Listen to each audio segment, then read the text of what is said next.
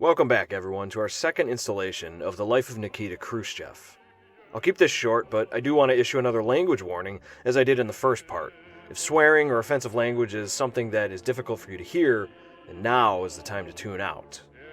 For everyone else, I present to you the final chapter of Nikita Khrushchev, The Brinksman, Part 2.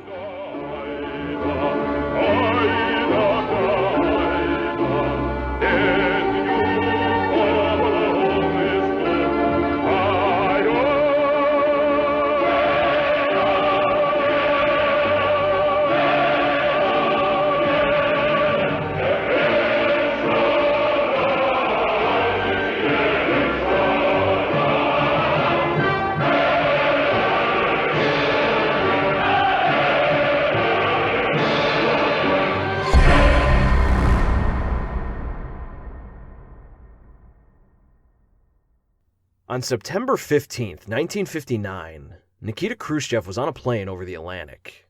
He was on his way to America with a personal invitation from President Eisenhower. It was a big deal, not only for the office of Soviet Premier, but for Nikita Khrushchev personally. He was staking his legacy on this trip. The tension of the Cold War was staggering. Berlin, occupied by both forces of NATO in the West and the Soviet Union in the East, was turning into the hottest geopolitical flashpoint of human history. The Soviet Union had found itself dominated by Air Force bases and aerial superiority that it had no answer to. But that wasn't all. Soviet communism was badly losing a propaganda war in Eastern Europe. On top of that, the nationalist movement in Ukraine was not going away. And Poland was looking like it was on the edge of a full-fledged rebellion.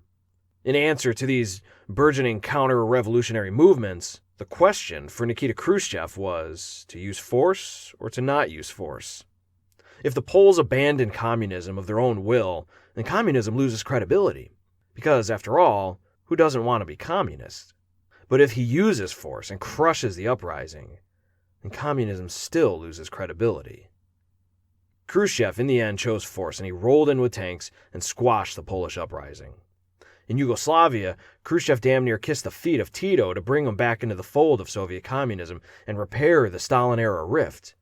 But Tito would be nobody's fool, and besides, he thought Khrushchev was an incompetent dolt. Khrushchev had effectively brought Egypt into the Soviet bloc, but when Israel attacked Egypt, they called on and expected the Soviet Union to come to their aid.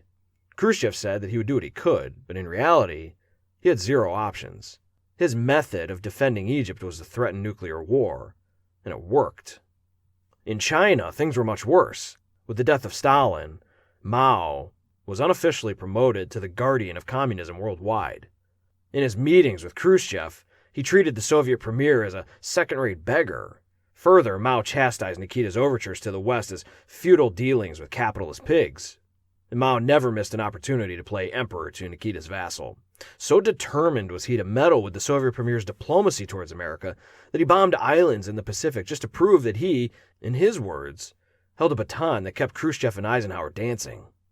Meanwhile, Mao's Great Leap Forward was perpetuating the greatest famine and mass starvation ever known by recorded Chinese civilization.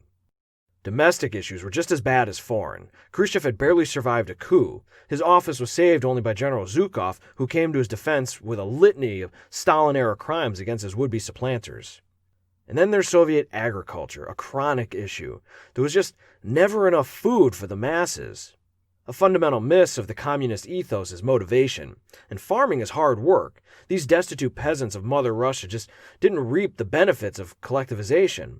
And this failure in the agricultural sector drove Khrushchev mad. It was particularly bad for him politically since he had promised to overtake the United States' butter and meat production within a few years, but anybody could look at those numbers on paper and know that this was just an impossibility. So obsessed Nikita Khrushchev had become with American farming that he had promised an Iowa-style corn belt in the Soviet Union. If corn was the backbone of American agriculture, then it could be the same for the Soviet Union, he thought. He even found an Iowa corn farmer, a guy named Roswell Garst, to sell him corn seed. Khrushchev bought 5,000 tons of it. The problem was America had had centuries to perfect industrial agriculture. The Soviet Union's peasants had none of the same equipment American farmers had. They generally distrusted tractors, fearing the fumes would poison the soil. They didn't use industrial fertilizer, they had no insecticides, and generally didn't engage in irrigation infrastructure. When Roswell Garst visited the Soviet Union to observe the corn crop, he was so appalled by the results that he asked Khrushchev how his country had managed to steal the atomic bomb. The ineptitude of Soviet communism agriculture may be amusing at surface level, but people were literally starving to death. Even those higher up in the party were vulnerable to such idiocracies. One district leader, who had promised Khrushchev an overwhelming bounty, shot himself when he realized he couldn't deliver on what he promised. Cultural movements were afoot too, partly due to Khrushchev's own making. In throwing out Stalinism, he had removed the veil of fear over Western culture. A new type of music called rock and roll could be heard in certain parts of the Soviet Union, and the younger generation was often caught saying things like, "See you later, alligator." Surprisingly, for all of Khrushchev's rocket rattling on the world stage, he was far from a war hawk at heart. He was actually systematically dismantling the Soviet military. He knew that not only could they ill afford such a huge standing army and conventional weapons, but also that even if there was a war, it would be fought with nuclear weapons, not tanks or men. His own personal theory, one that he wasn't alone in, was that the prospects of nuclear war were so awful, so devastating to the human race, that such a war would never actually be fought. And therefore, bluffing was a relatively safe option, and it often worked for him as it had in Egypt. His speeches often left the world terrified by his threats. In one famous incident, he allegedly told the West that communists will bury them. In one meeting with a U.S. senator, Khrushchev discovered the senator was from Minneapolis. So he walked up to a map of the United States and drew a circle around the city. And he told the senator that the Soviet Union had a new rocket that could travel 9,000 miles and that it had just detonated a 5-megaton hydrogen bomb, and that he would try and spare Minneapolis if he could, should war break out. The senator replied that he could not make the same promise from Moscow. U.S. intelligence under Ike thought the Soviets had somewhere around 200 nuclear weapons that could potentially reach its mainland. They actually had closer to half that, and not a single plane capable of delivering and making the round-trip distance. The world lived in a shadow of fear of Soviet ICBMs in the mid-50s, and yet, as late as 1956, they hadn't even tested a single one. To the horror of his generals, Khrushchev gutted conventional weapon spending, and Soviet sailors literally looked on with tears in their eyes as their destroyers were stripped apart for scrap metal. He halted production of long-range bombers and fighter jets. Artillery spending disappeared. And in just a few short years, he reduced the Soviet military by 4 million men.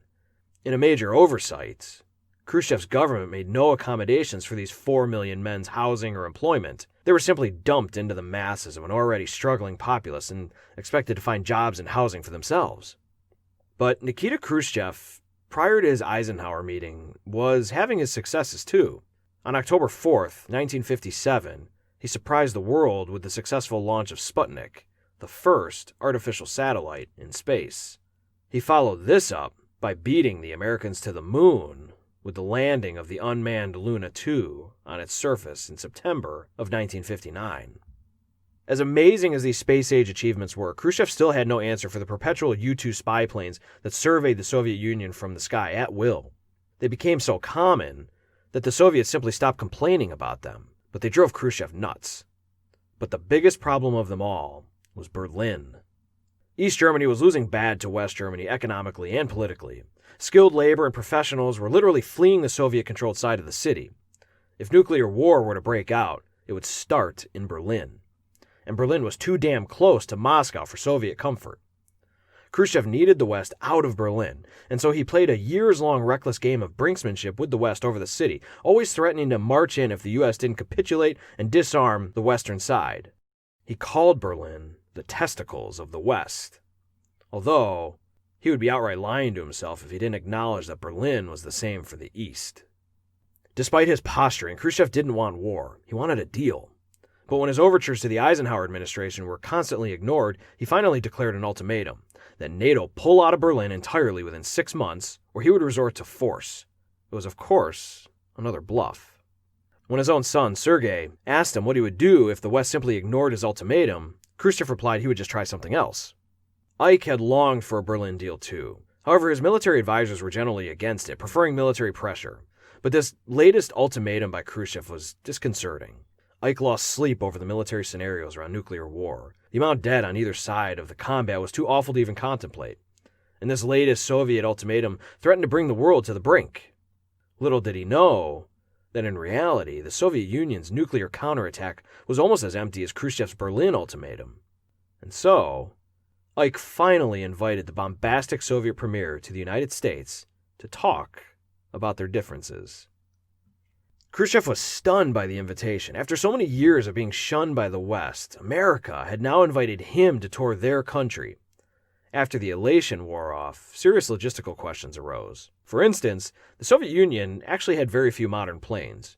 Most would have to refuel several times en route and were so antiquated by Western standards that to arrive in one would be a diplomatic embarrassment. Fortunately, they did have a brand new jet that could make the trip in one flight, the Tupolev 114. However, its recent maiden voyage had revealed hairline fractures in the engine blocks. But the designer, a man named Tupolev, was insistent that the plane was safe. Nonetheless, the KGB brought Tupolev's own son aboard to ensure the designer's confidence was properly placed. As Taubman says, any CIA agent who guessed why Alyosha Tupolev joined the Soviet premier for this diplomatic trip deserves an award for acumen. Despite the assurance of the designer's own son on board, the KGB arranged for freighters and shipping boats to be peppered across the Atlantic just in case the plane went down. As I said at the opening of this episode, Khrushchev had a lot riding on his meeting with Eisenhower. His political career, at least, the survival of the human species at best. Quote, "I had a lot on my mind when we took off from Moscow and headed west. All sorts of thoughts went through my head as I looked out the window at the ocean below. From a ravaged, backwater, illiterate Russia, we had transformed ourselves into a Russia whose accomplishments had stunned the world.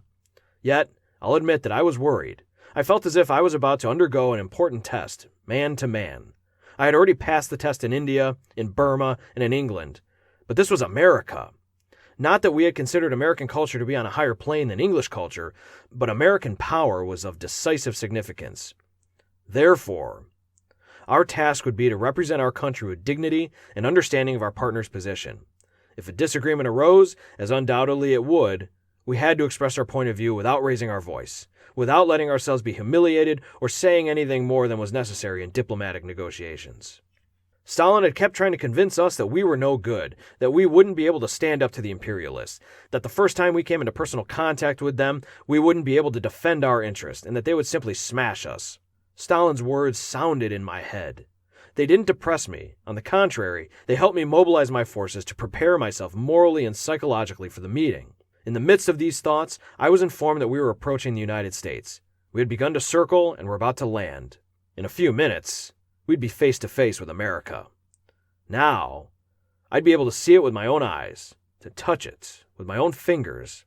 All of this put me on my guard, and my nerves were strained with excitement." End quote. It was a hot, clear day in September when Khrushchev's plane landed at Andrews Air Force Base. Both nations' flags waved in the wind. The brass of the military bands glinted in the sun. And there, waiting on the tarmac, was President Eisenhower to greet the Soviet premier. As Nikita stepped off onto the red carpet, national anthems were played and a 21-gun salute was fired off. Khrushchev couldn't help but be impressed, admitting that in his own country, things were always done in a more proletariat way, which, in his words, meant more careless. Nonetheless, he was determined not to appear amazed with the grandeur of America. For the next week, he embarked on a sightseeing tour of the United States, where he was scolded by Hollywood elites for the Soviet Union's lack of artistic freedom, and he admonished them back for their style of films. Quote, "This is what you call freedom. Freedom for the girls to show their backsides. To us, it's pornography. It's capitalism that makes the girls that way." End quote. As he witnessed the protests against him during his tour, he was amazed at how little control the U.S. government exercised over its citizens, commenting that a protester wouldn't show up unless he had given the order. For Khrushchev, he no doubt thought these claims would impress those around him, but they show how little his understanding was of the Western spirit. Finally, Khrushchev got to sit down and discuss actual geopolitics with Eisenhower. On paper, the results of their meeting were not very substantial, but the Soviet premier walked away with a personal relationship with the president. Ike had even taught him the English word for friend. They had both agreed that there would be no deadline for a compromise on Berlin, and that any such agreement would occur only at a summit between the U.S., Britain, France, and Russia. Politically, the agreement gave him an excuse to walk back his Berlin ultimatum, and in turn, it gave him a path to dialing back the threat of nuclear war while saving Soviet face. Though this wasn't specifically addressed, in light of his newfound friendship, he would certainly cease from threatening to invade West Berlin, and Eisenhower, he was sure, would certainly cease from sending U-2 spy planes over his country. Soviet ideologues weren't too impressed. In fact, they were furious when Khrushchev came back to the Soviet Union with a relatively favorable view of the Americans and their leader. As Taubman points out, the carefully cultivated class enemy for 40 years was proving a hollow threat. Back in the USSR on May 1st, 1960, Nikita Khrushchev was awoken by a phone call from his defense minister. A U.S. spy plane was being tracked in Pakistan. It had just crossed the Soviet border and it wasn't slowing down. It was also May Day, a big holiday for the Soviet Union. Walking briskly to his car, he barked at his son Sergei, quote, "They've flown over us again," end quote. On his way to the Kremlin, Khrushchev had convinced himself that the U-2 spy plane must be a military decision activated without Eisenhower's knowledge. He could not imagine that an honorable man would engage in such a betrayal of trust after promising to reduce tensions and work towards a peaceful Berlin. On the contrary, Eisenhower personally approved every single U-2 mission. The president even acknowledged in his own journal that if the Soviet Union had violated U.S. airspace in the same fashion, he would ask Congress for a declaration of war. Nonetheless, he insisted that he felt compelled to monitor Soviet missile buildup. Khrushchev ordered the plane shot down, and a Soviet MiG went up but failed to intercept. Another MiG found the U-2 but was shot down by the Soviet Union's own rockets intended for the American. One of the missiles found their mark and exploded behind the U-2 at close enough proximity to bring her down. The pilot was captured alive, incredibly, and as a credit to Khrushchev's geopolitical shrewdness, instead of making some claim about capturing an American pilot, he kept that information secret, and he let the Eisenhower administration outright lie to the world about the incident. Thinking the pilot was certainly dead, they first refused to acknowledge that anything had happened. Then they said it was a weather plane that had gone off course, and as Ike bumbled his way through an embarrassing series of denials regarding the U-2 flight, Khrushchev released photos of the captured pilot. The truth was out, and Khrushchev had caught the U.S. president in a lie. It was a lesson for Khrushchev. His misplaced trust in the President of the United States was put on full display, and he was enraged at Eisenhower and the West for trying to make him look like a fool. Mao and Soviet hardliners relished in the "I told you so" moment. Nonetheless, Khrushchev flaunted the pilot's capture in public, throwing the humiliation and cover-up back in the face of Eisenhower. Referring to the photos taken by the U.S. spy plane, he said, quote, "I must say, our cameras take better pictures and are more accurate," end quote. Khrushchev now used the English word friend as a bitter term for Eisenhower. When the foreign press asked Khrushchev for his opinion on the falling apart of U.S.-Soviet relations, Khrushchev told them to report to their governments that Eisenhower tried to let out a fart, but let out a shit instead. He went on about the president's future after his term was up, quote, "We might hire him as the director of a kindergarten. I'm sure he wouldn't mistreat the children," end quote. Later that year, Nikita Khrushchev barged his way into New York City for a United Nations meeting where he made a spectacle of himself, chastising world leaders and the West for their aggression towards his country. He even allegedly took off his shoe and began banging it on his desk in protest of the world. No one knew what to make of Nikita Khrushchev at this point. Much of the world was convinced that the Soviet Union was ready to initiate nuclear war. The American government was in a holding pattern until the next president was decided, and Khrushchev's own government at home knew his threats were empty. They had virtually no military capable of any offensive action whatsoever. It had all been cut. Even the much-boasted Soviet rockets were few and far between, and those they did have had barely even been tested. What's worse, it was turning out to be the worst year for Soviet agriculture since the death of Stalin. Despite all these difficulties, on November 4th, 1960, Khrushchev was grinning ear to ear. John Fitzgerald Kennedy had been elected president of the United States, and in Khrushchev's estimation, he and his brother Robert were inexperienced and unserious playboys. And so from the get-go, he pressed the Berlin issue. He began threatening a treaty with East Berlin that would lead to an increase in weapons buildup on the border. Kennedy cautioned the Soviet premier against such action, but Soviet successes and American failures were precipitating. Just days after Khrushchev was wiping away tears of pride from the Soviet Union's and the world's first successful manned space mission led by Yuri Gagarin, Kennedy was wallowing in self-doubt about his own administration's failure at the Bay of Pigs, as well as his inability to control his own military leadership. His indecision had led to a catastrophe for Cuban exiles. and a supreme embarrassment for the United States on the world stage. Even Khrushchev was confused by Kennedy's decisions around overthrowing Castro, who Khrushchev called the bearded one, by the way. To his son Sergei, he said he did not understand Kennedy. What was wrong with him? Could he really be that indecisive? That in over his head? In June of 1961, Kennedy and Khrushchev sat down for a summit in Vienna. Kennedy, who suffered from myriad illnesses and conditions, was on a mixture of amphetamines and vitamins, enzymes, and whatever else the famous Dr. Feelgood decided to pump into him, which left him bloated and lethargic. The president also ignored his own advisors by allowing Khrushchev to pull him down into the mire of philosophical debates between communism and capitalism. Nikita Khrushchev, the uneducated metalsmith from squalor, knocked the Ivy League Catholic boy around like a punching bag. Even Vice President Lyndon Johnson remarked that Khrushchev, quote, scared the poor little fellow dead, end quote. By the end of the summit, Khrushchev had thrown the prospect of nuclear war over Germany back in Kennedy's court, telling him that the Soviet Union would sign a treaty with East Berlin and militarize it in response to NATO doing the same thing in the West. Kennedy ended the summit by telling the Soviet premier, quote, if that's true, it's going to be a cold winter, end quote. Following the summit in Vienna, U.S. military brass demanded a massive and public conventional and nuclear arms buildup in response to Khrushchev's threats. Other advisors pressed for more diplomatic solutions to the tension. The truth was, Kennedy had no idea what to do about Nikita Khrushchev. The Soviet military wasn't any happier with Khrushchev either. At some point, they would have to back up Khrushchev's bluffs. As one of Khrushchev's own generals put it, Soviet ICBMs only exist on paper. In response to the increasing tension, the problem of East Germany talent leak was worsening. In June of 1961 alone, 20,000 people fled to the West. Something had to be done about the embarrassing situation before East Berlin had completely run out of citizens. And so Khrushchev took a chance. In August of 1961, he ordered the construction of a massive barbed wire wall separating East Berlin from West Berlin. And then he waited to see what Kennedy would do. Many of his advisors expected NATO to invade, and thus commence World War III, and with it, nuclear holocaust. Nikita's son Sergei remembered that when Kennedy did nothing, his father sighed with relief, and since Kennedy did nothing, the barbed wire was replaced with concrete. The wall for Khrushchev was better than any treaty. He now had control over his most volatile border with the West, and more than anything else, it proved that he could steamroll Kennedy.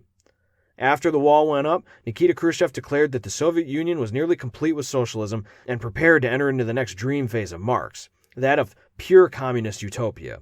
He proclaimed that in 20 years, communism in the Soviet Union would be complete. Despite these grandiose assertions, Khrushchev's presidium approved a 35% increase on meat and poultry and a 25% increase on butter and milk, flying in the face of the promise of communism for the past 50 years. In response to the drastic increase in basic food, strikes began. Factories rose up in full-armed revolt, and when the KGB tried to put them down, blood ran in the streets. With riots quelled for the moment, and the talent leak in Berlin at least plugged, and with NATO on its heels, Khrushchev decided to squeeze the Americans even more. He hatched a plot to put ballistic nuclear missiles in Cuba. He called it putting a hedgehog down Uncle Sam's pants. Quote, my thinking went like this. If we installed the missiles secretly, and then the United States discovered the missiles after they were poised and ready to strike, the Americans would think twice before trying to liquidate our installations by military means. I knew the United States could knock out some installations, but not all of them. If a quarter or even a tenth of our missiles survived, even if only one or two of the big ones were left, we could still hit New York, and there wouldn't be much of New York left. I don't mean to say everyone in New York would be killed. Not everyone, of course, but an awful lot of people would be wiped out. I don't know how many. But that's all besides the point. The main thing is that the installation of our missiles in Cuba would, I thought, restrain the United States from precipitous military action against Castro's government. In addition to protecting Cuba, our missiles would have equalized what the West likes to call, quote, the balance of power. The Americans would learn just what it feels like to have enemy missiles pointing at you. We'd be doing nothing more than giving them a little of their own medicine. We Russians have suffered 3 wars over the last half-century. America has never had to fight a war on her own soil, and made a fortune as a result. America has made billions by bleeding the rest of the world. End quote. With that, 36 medium-range and 24 intermediate missiles and the nuclear warheads to go with them began a hastily assembled covert transportation to the Bearded One in Cuba.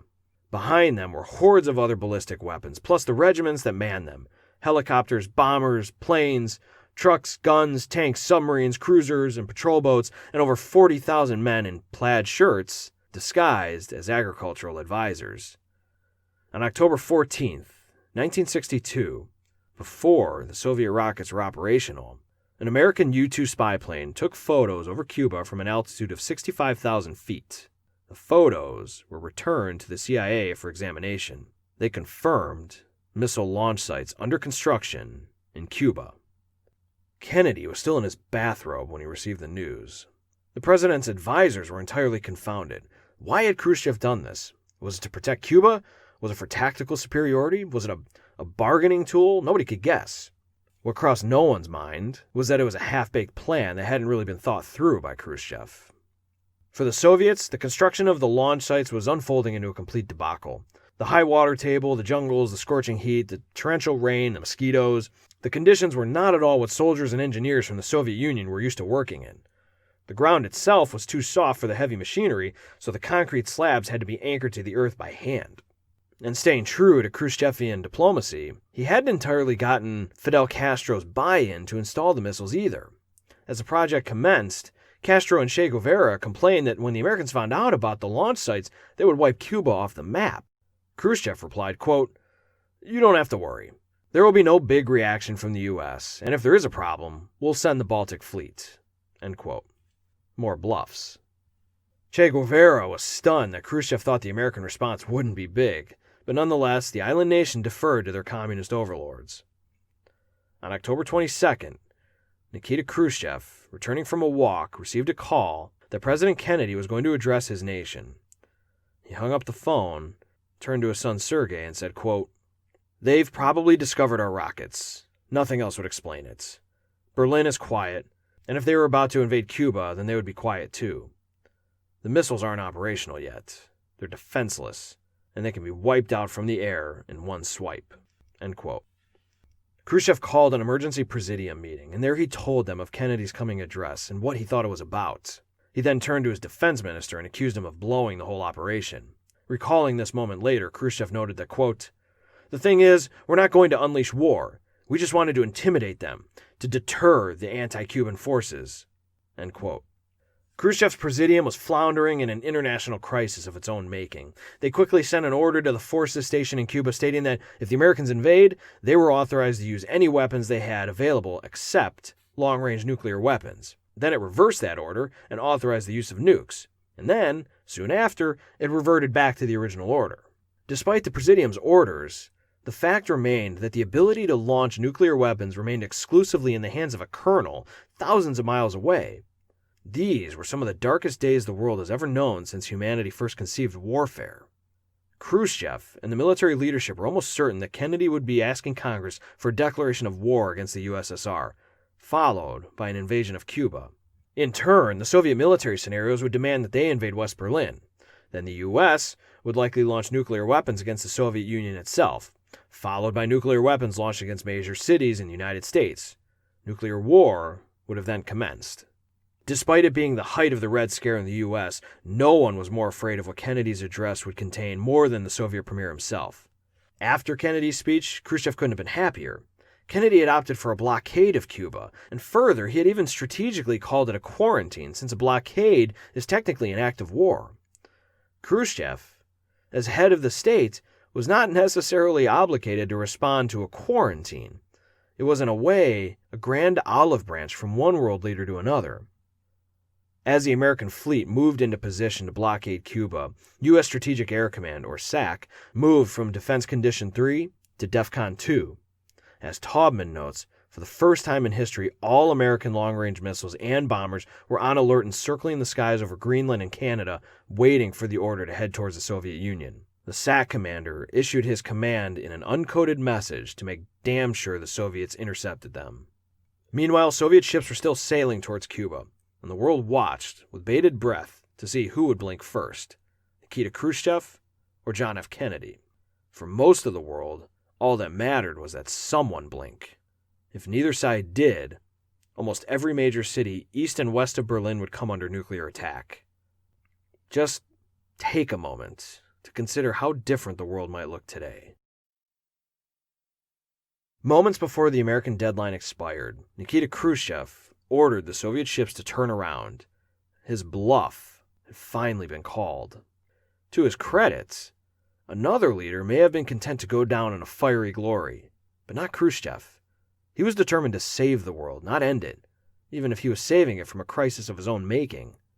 Most of you know the rest of the story of the Cuban Missile Crisis. A secret negotiation was made for the U.S. to remove obsolete missiles from Turkey, and in exchange for the removal of missiles in Cuba, as well as a promise never to invade the island.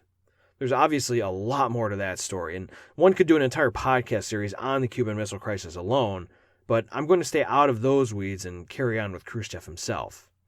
In the end, Khrushchev sent a public order for his military to, quote, dismantle, crate, and return the nuclear weapons in Cuba. He explained his decision to his presidium, quote, now we find ourselves face to face with the danger of war and of nuclear catastrophe. In order to save the world, we must retreat, end quote. Sometime after the hot glow of the missile crisis had died down, Khrushchev's generals confronted him about a manpower shortage in the Soviet military, saying that they needed to extend a mandatory 2-year service into 3. Khrushchev, even more wary of war now that he had been to the brink and barely pulled back in time, was perhaps exhausted by the constant warmongering of the military. He shouted back at them, quote, who's serving who? The army the people, or the people the army? Has it ever occurred to you how many useful things are produced by young men during the 3rd year that they don't spend in the army? You just don't understand. If you did, you wouldn't ask such stupid questions. We spend billions training needed specialists, and all you want to do is grab them away and make them goose step. End quote. At another meeting with his generals, he admonished them, quote, are we planning to conquer anyone? No. Then why do we need the weapons we saw today? Since any war would go nuclear, but nuclear war itself was unimaginable, only a minimum of missiles was necessary. Beyond that, excessive spending was a drain on the civilian economy. We'll all lose our pants because of you. End quote. When Khrushchev received word that Kennedy had been assassinated, he was seen to have wept as he signed a condolence book. His great pragmatic adversary in the West was dead, and who could tell what the next president would be like? Yet Khrushchev could sense that his own time was drawing to a close. Quote, my strength isn't what it used to be, and it's time to make way for the young. I'll carry the torch till the 23rd Congress and then hand in my resignation. I was 45 when I joined the Politburo. That's the right age for matters of state. You have the strength, and there's lots of time ahead of you. At age 60, you no longer think about the future. It's time to babysit for your grandchildren. End quote. The Kremlin, the Presidium, and the military couldn't have agreed more. On October 13th, 1964, Khrushchev sat at the head of his Presidium table, surrounded by men who had been acolytes of himself, men who owed their careers to him. As the meeting commenced, the Presidium members unleashed a torrent of accusations toward their premier. Much of their complaints, I must admit, sound like angsty teenagers mad at their parents, but some were legitimate. He had grown callous towards any of their opinions, and he took no counsel from them, ruling the Presidium table unilaterally. At first, Khrushchev was angry with them, defending himself with equal zeal, but once he realized that a formal coup had been organized and was taking place, he calmed down and he accepted his fate, perhaps relieved even. Quote, all of you spoke about my negative characteristics and actions, but you also mentioned my positive qualities, and I thank you for that. I'm happy for the Presidium, for its maturity. A grain of my work, too, helped to create that maturity. I'm old. I'm tired. I've done the main thing. Could anyone have dreamed of telling Stalin that he didn't suit us anymore and suggest he retire? Not even a wet spot would have remained where we had been standing. Now, everything is different. The fear is gone, and we can talk as equals. That is my contribution, and I won't put up a fight. End quote. The new Presidium, with Leonid Brezhnev as its leader, didn't quite handle itself with the same stoicism. Khrushchev's residence was taken from him, and he was relegated to apartment living.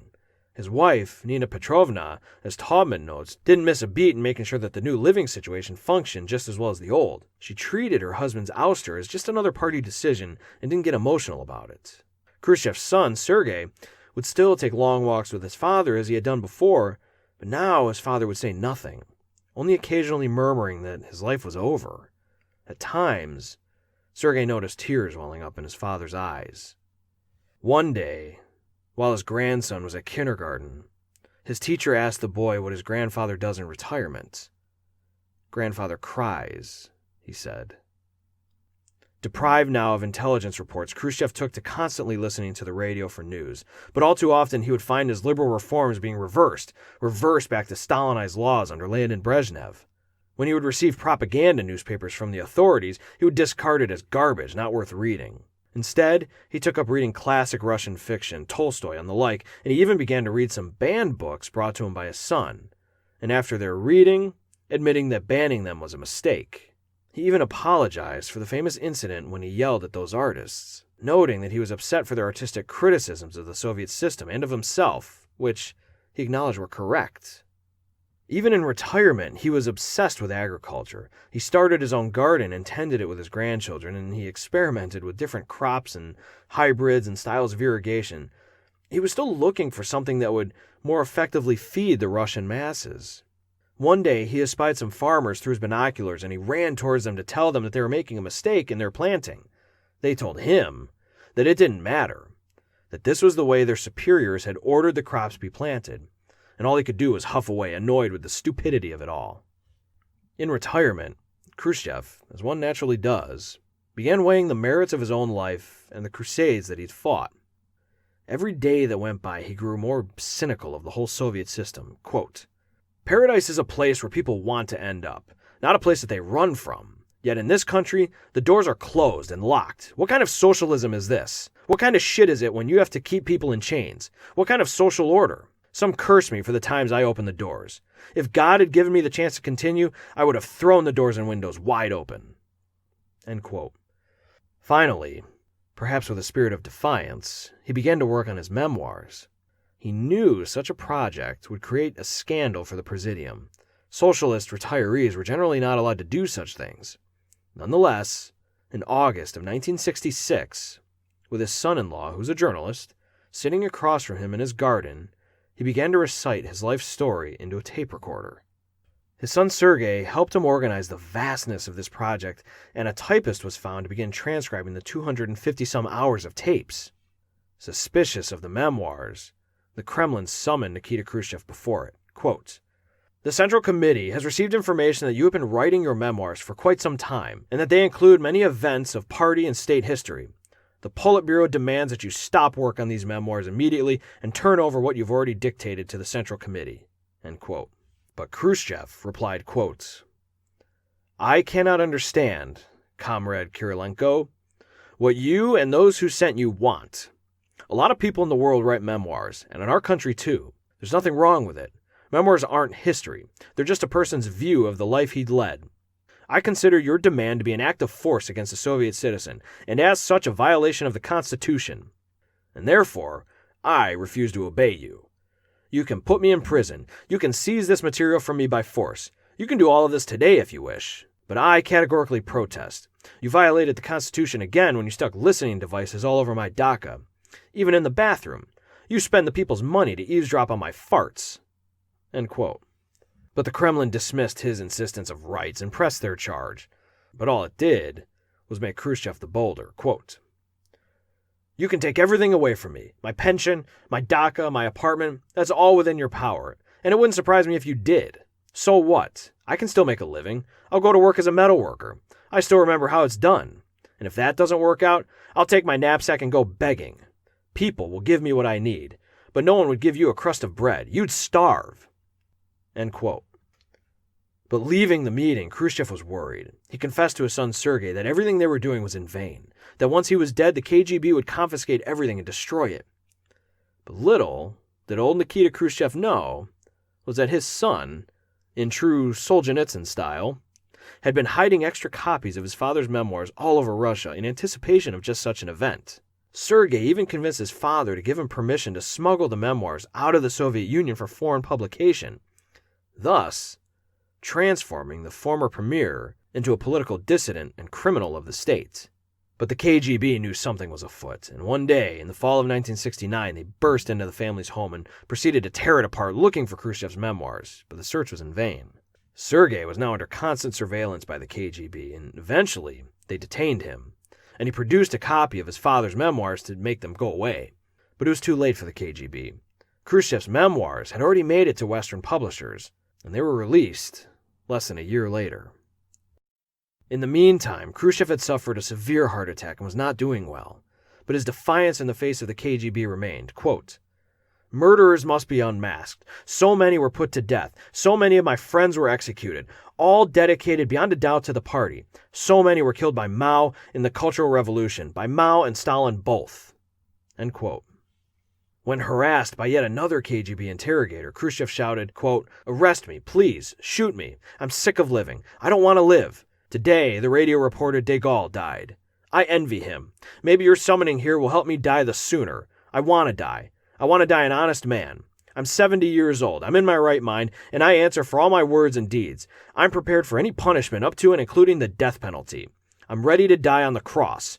Bring on the nails and the hammer. That's not just a phrase. I want it." End quote. It was around this time a Russian playwright asked Nikita Khrushchev what he most regretted about his life. And he replied, quote, "Most of all, the blood. My arms are up to the elbows in blood.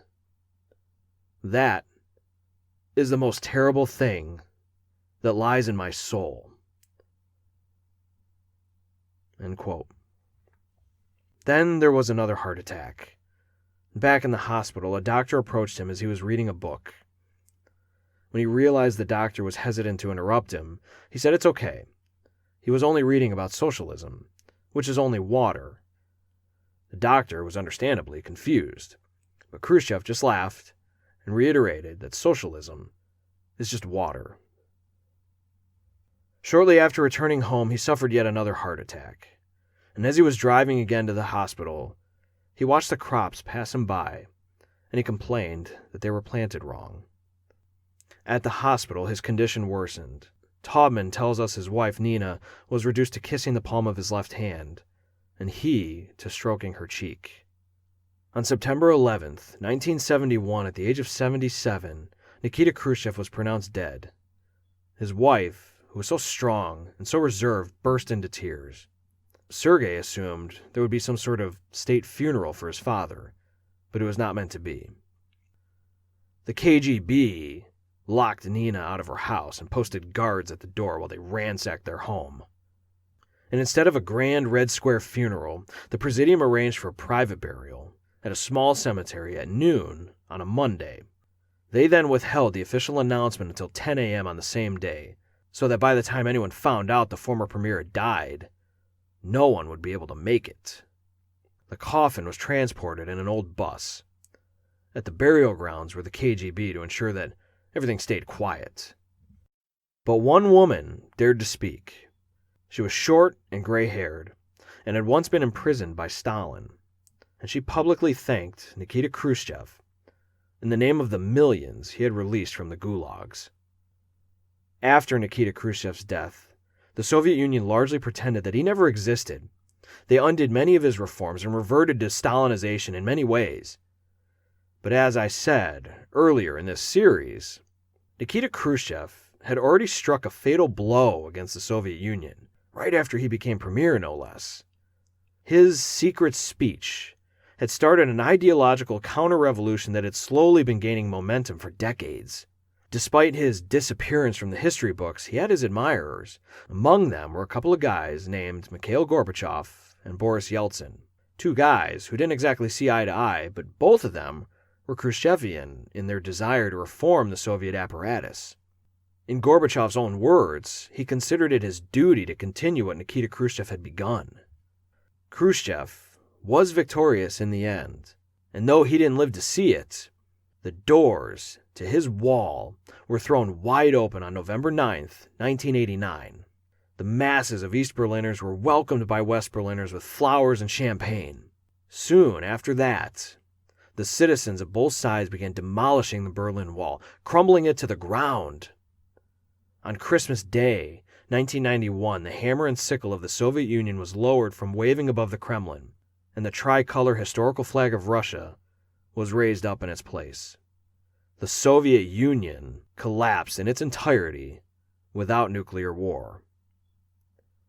In 1991, Khrushchev's son Sergei moved to Rhode Island and became an American citizen. Khrushchev himself had once predicted that the grandchildren of America would be living under communism.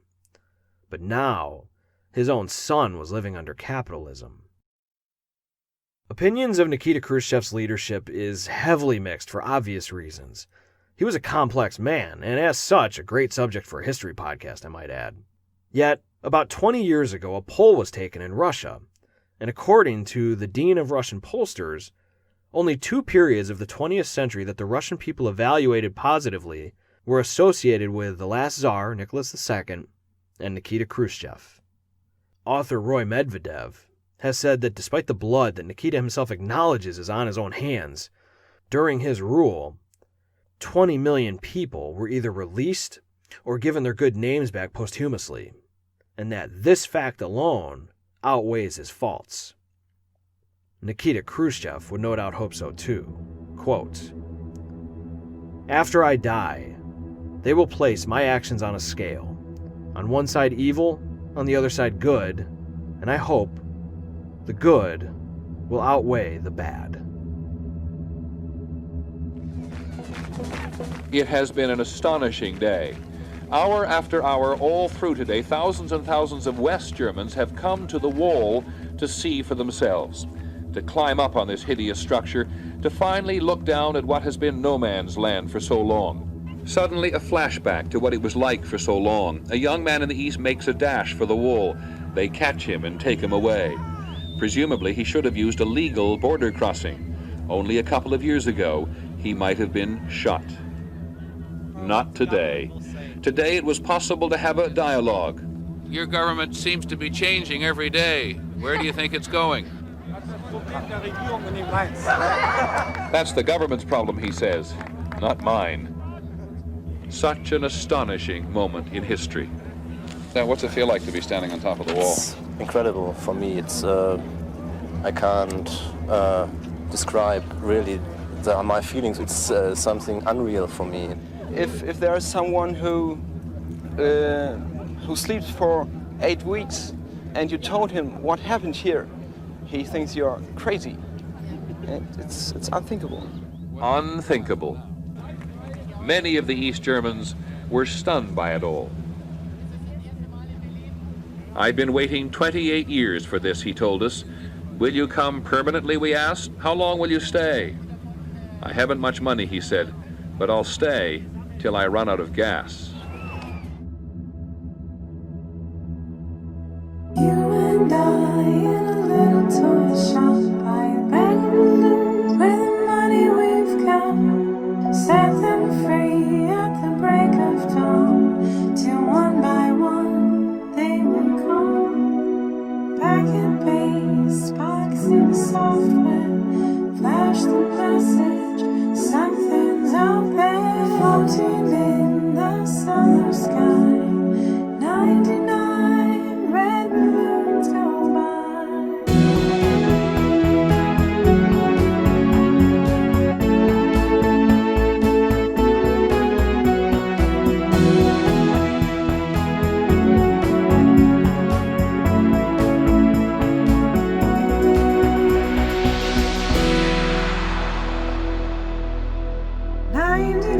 Dreams I have had, and everyone a red balloon. It's all over, and I'm standing pretty.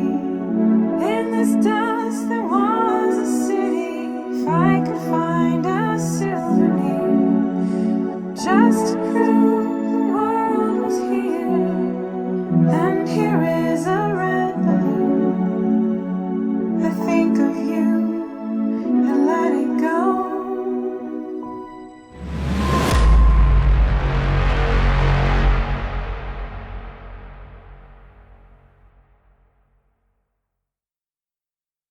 I think one of the most terrifying things imaginable is to be at the end of our lives and upon reflection to be full of regrets. To feel like your time was ill-used is terrifying to me. Let us hope that Khrushchev's good really does outweigh the bad. If you enjoyed this telling of history and think that it's worthy of at least $1 a month, I'll shamelessly take that dollar. The show's patrons are the fuel that feed me. They help me offset the cost of production and research material. And you can become a patron by heading over to patreon.com/writteninbloodhistory. Another critical way you can help the show is by leaving a rating or review wherever you listen. Little podcasts like these don't have advertising dollars to throw around. We are entirely dependent on the almighty algorithm for exposure. Your reviews and ratings help us move up the charts. If you want to get a hold of me, you can email me at steven.dejulius@gmail.com, or my Twitter handle is @sdejulius, or message me on the show Facebook page. This podcast is a proud member of the Evergreen Podcast Network. You can check out evergreenpodcast.com to discover other fantastic pods that they have in their catalog. And now, until next time, I must bid you goodbye, and thank you so very, very, very much for listening to Written in Blood History. See you later.